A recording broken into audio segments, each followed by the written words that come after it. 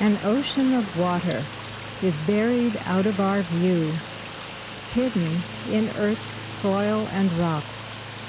That's groundwater, the unseen treasure. Unseen, and therefore often unknown and uncared for. A treasure to count on for a safe water supply for the future.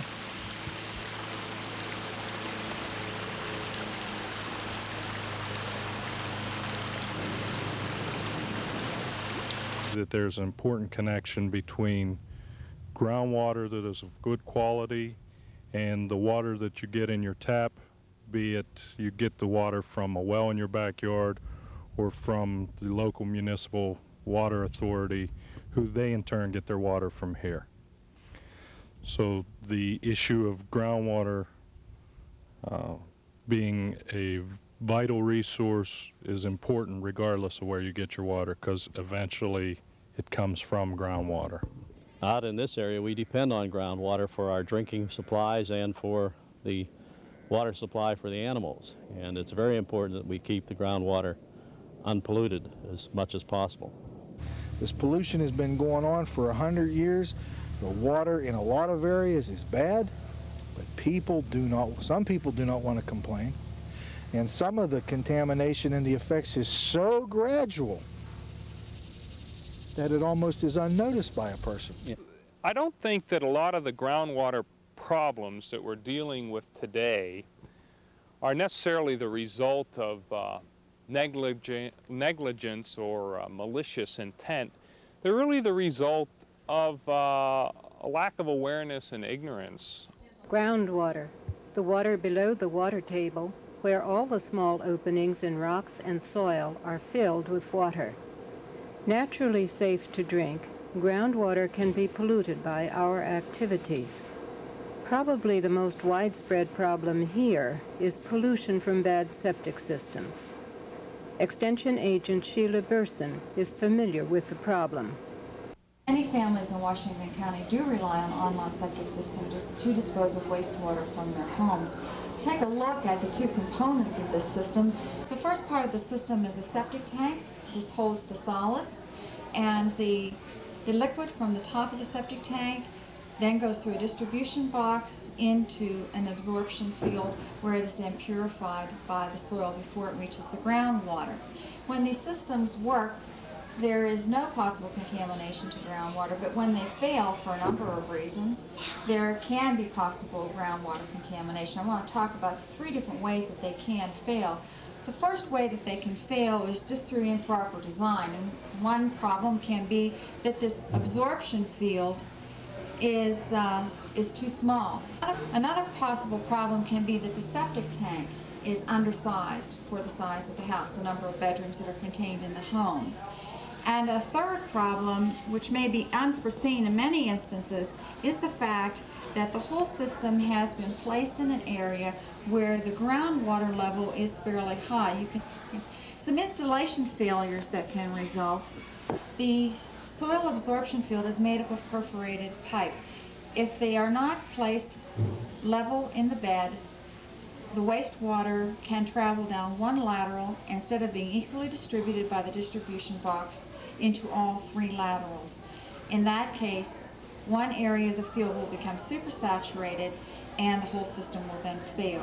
If the soil has been compacted by heavy equipment, you will then have an area where the water will hit that compacted area and run sideways instead of actually going down into the ground.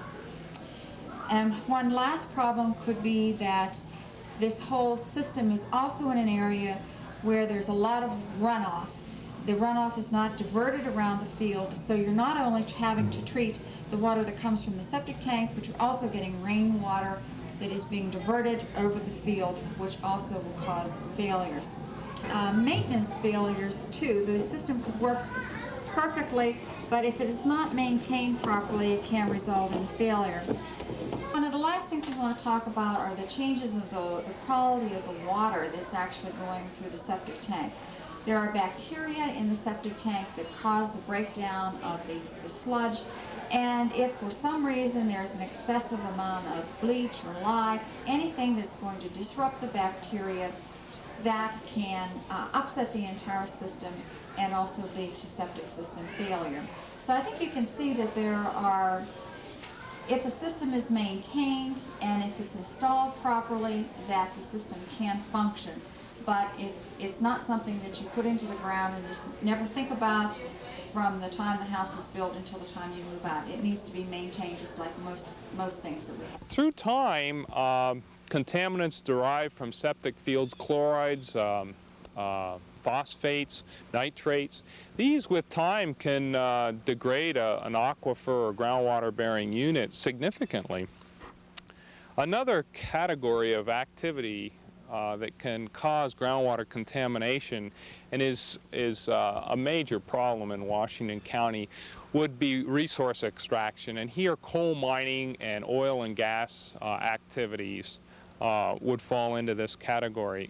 Examples, of course, is acid mine drainage related to coal mining, and unfortunately often acid mine draining, despite the best procedures, simply can't be avoided. As the natural strata is broken up and the surface area is increased, groundwater will naturally pick up the sulfurs, minerals in the coal and surrounding formations and produce weak sulfuric acid, which is in fact acid mine drainage.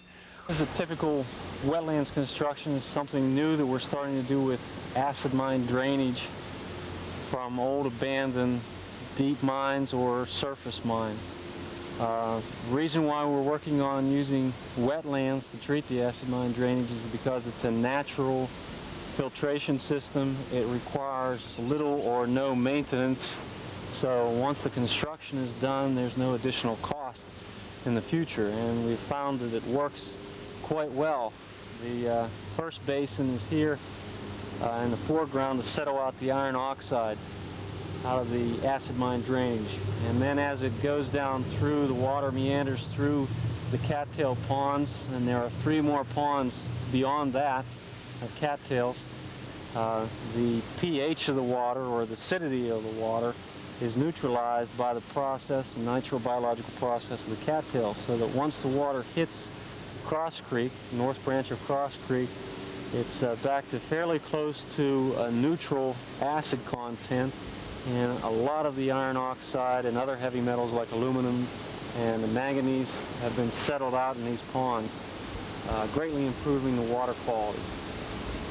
Approximately 60% of our stream degradation in Washington County can be attributed to acid mine discharge. Many of us know that septic systems and acid mine drainage can damage water supplies. The threat to good drinking water from old and abandoned wells is not so well known. Abandoned well bore that Gary's taking a close look at, I discovered on a Sunday afternoon walk in December of '91. The original drop was about 4 feet. Approximately January or so of this year, coming up to examine it on a regular basis, it fell to its present condition of approximately 12 foot deep.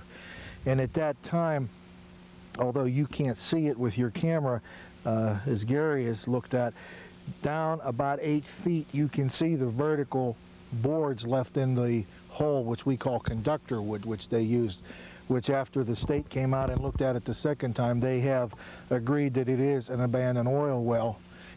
Right now I'm standing in a depression in the ground, which is an abandoned oil well.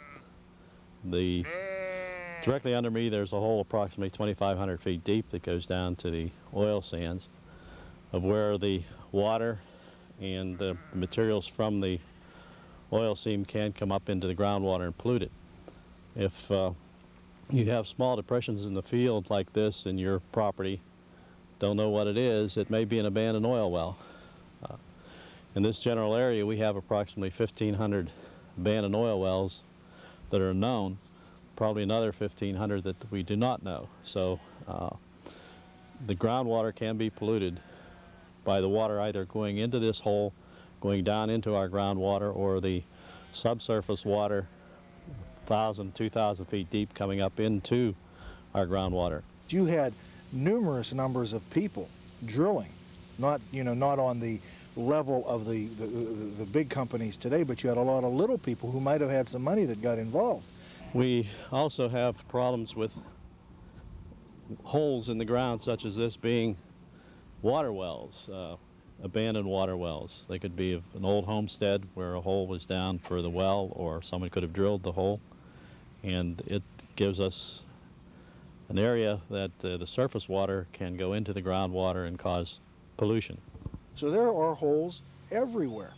Many of these problems are the result of ignorance and simply lack of understanding of natural processes. For example, often waste disposal, a very prudent way of waste disposal was by burial or either injection into existing or unused wells.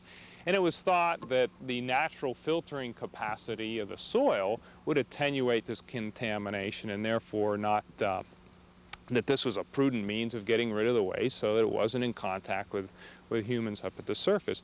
Well, we know today that many of these practices did in fact cause groundwater contamination problems. One more threat has only been recognized in the past 10 years, the danger from leaking underground storage tanks. Many of these tanks were all installed in approximately the same time frame.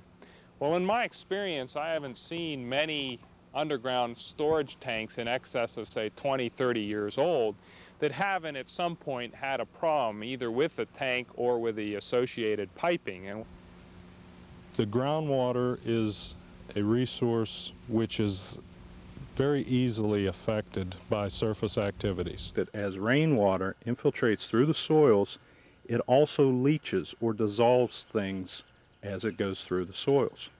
If a waste is in its way, it will dissolve some constituents of that waste and move them into groundwater. This is how groundwater becomes polluted. And because groundwater moves so slowly, the pollution is usually long-lived. If you imagine a situation where a pollutant is dumped into a stream and the stream is flowing at several feet per second, you can also imagine that that contamination will flush out of the system in a relatively short time period. If you have the same situation where the same pollutant is put into groundwater, where groundwater is moving only 100 or so feet per year, it's easy to envision how that contamination will stay around for a long, long time. We have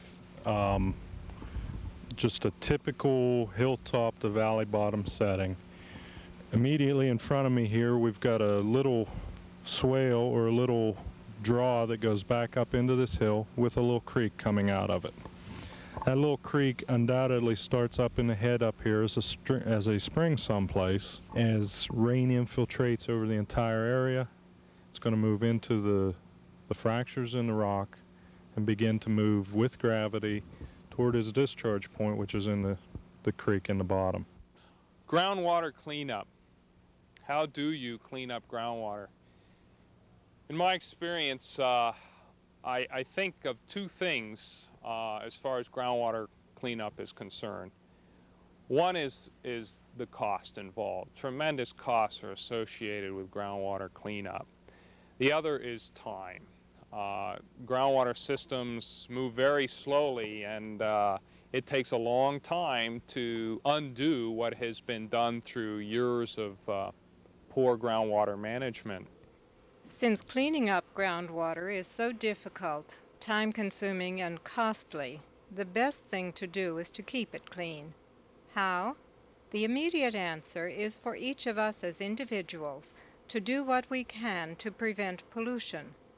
Properly installing and maintaining septic systems, or safely disposing of oil, gasoline, and chemicals. We can choose to use non-hazardous products as much as possible. Our responsible choices will hasten the day when fewer pollutants are produced and sold.